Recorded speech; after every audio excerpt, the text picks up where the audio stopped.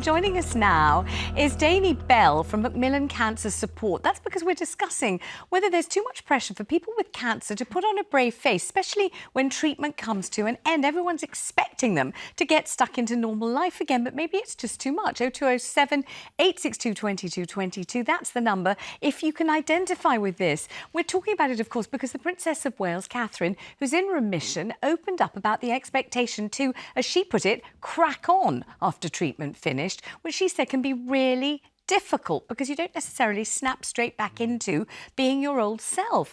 Speaking to patients at a cancer wellbeing centre in Colchester, Kate added, everybody expects you to be better.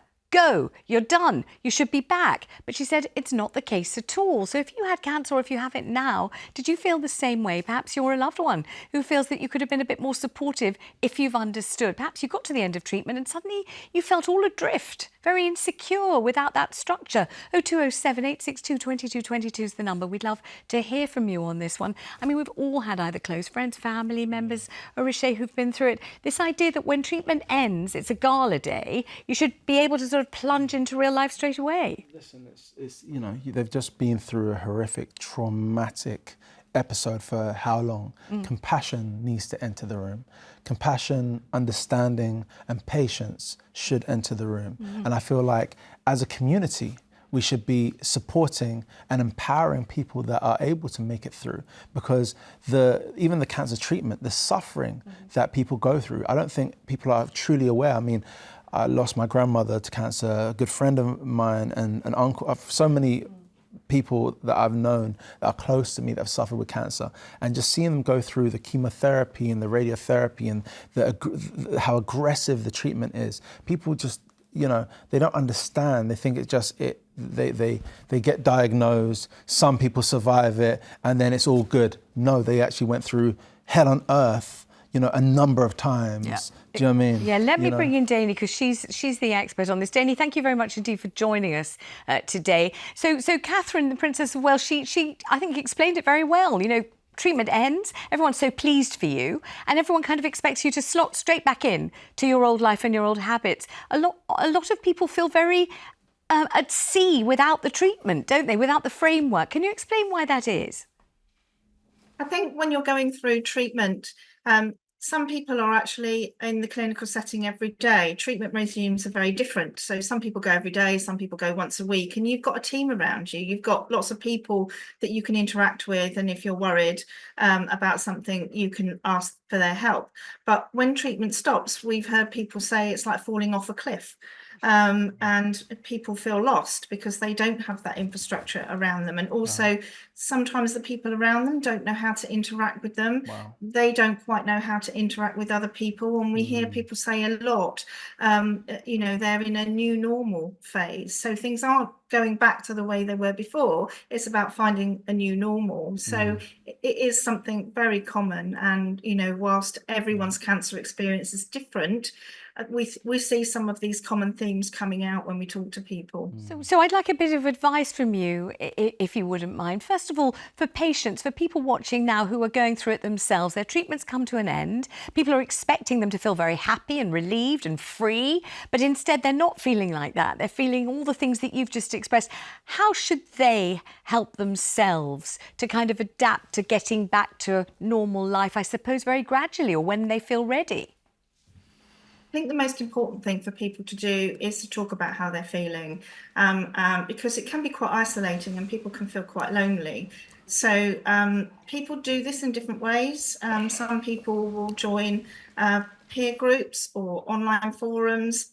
They will use close friends or family. But I think talking about it in the way that Princess did is really important, because actually it raises the profile that it's okay to feel like this, and she's done such a fabulous job at doing that by talking about it. And so all those people. And Danny, let me ask you about families and friends of people who've just finished treatment. In fact, I was with a friend the other day, and the end of treatment happened that day while I happened to be there, and all these messages kept flashing through on the phone saying, "Well done, congratulations, brilliant news," and all of that. As a friend, a family member, how do you help the person with cancer through this adjustment period, would you say? That's a really good question. And actually, sometimes family and friends feel the same way as the person who's actually gone through treatment, you know, because they've had support. They've now got to decide what next and how do they support this person. And sometimes they don't know how to do it. So they, in essence, need the same kind of support and need to be able to talk to people about how they're feeling. But a lot of people don't quite know how to support their loved one. I've had a personal experience as well with my father, and it is difficult because you're still worried about them, and you still worry every time they go for their appointments, when they're being checked, in a different way, but in the same way that the person with cancer who's recovered and gone through treatment will be worrying every time they have a surveillance checkup. So, you know, I think it is difficult. It's I think you're right about the Princess, Danny, that, you know, her saying this at least brings this out into the open. Treatment's over, here I am, but I don't necessarily feel ready to just spring back in. And I think once we all know that and realise that can take us far in terms of how to deal with it. Thank you so much for joining me on the programme today. Enormously respect all you do, and thank you very, very much for giving us your time. Daisy, it's the sort of situation, it's kind of a bit like New Year's Eve, when everyone's meant to be celebrating and everyone thinks it's great, but you may not be feeling that. And even if you are completely healthy again, you're not the same person you were before cancer. Cancer will change you, particularly if you've been through a lot of treatment, particularly if, like Catherine, you've got young children and you've had to keep a brave face up for them, plus having, you know, being the world's most famous woman. You know, the pressures are huge on her. And I think our language around cancer can tend to be really unhelpful. It's always about somebody's brave fight with cancer. And then if somebody dies from cancer, they lost their battle. It's like, no, they didn't. They died. They died of cancer. But it always puts so much emphasis on how much courage you have to have. And you must show, like, you can't be weak in the face of cancer. And I just think it's really unhelpful. Absolutely. Let's take the calls because we've got loads coming in. Let's talk to Ruth in Buckinghamshire. Ruth, do you understand where Catherine, Princess of Wales, is coming from on this one? Yes, I do. Having just had cancer and just been told this week I'm cancer free. Good.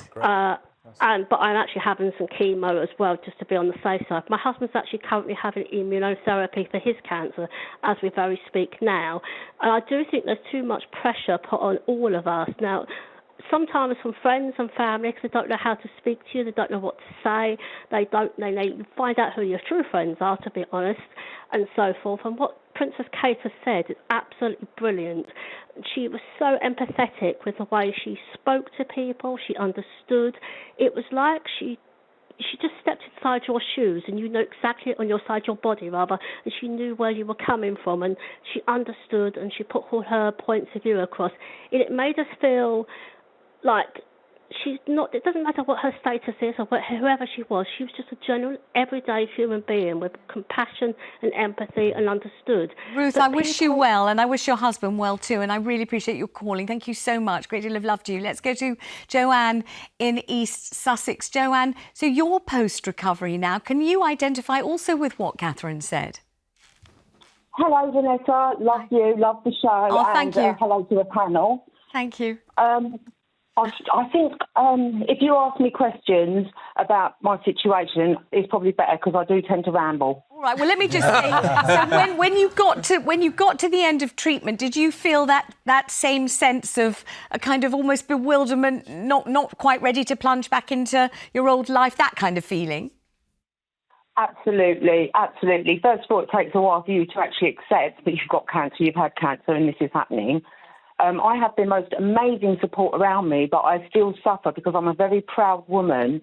I don't like to ask, so I do what I can myself, but I have a partner, my children, everything around me, but I'm still suffering in silence. For example, I've just moved house, and lots of people have helped me, that's great, but I've tried to do my best. Well, I'm covered in bruises because of the treatment that I'm on now to stop the cancer coming back. I mean, no one's asking me for my view, but I would just say, A, oh my gosh, you're doing such an incredible job, but B, you've got a husband who loves you, children who love you, I'm sure friends and family. I would just, can't this be the moment that you're a little bit more honest and open about it and just say you need a bit of help? You must be exhausted moving house under those circumstances, all covered in bruises, my love. Yes, well, I mean, my family are there and they know what I'm like. I won't ask for help, so they end up telling me. Yeah. I'm not married. I live by myself, but we've been together for 17 years. Works well for me. Yeah, I think they do know, but it don't take away, because I've always had to be independent from childhood. It doesn't take away the pride and everything. Absolutely. Listen, I wish you well. I'm going to have to say farewell to you, but I think, allow yourself a little time to recuperate.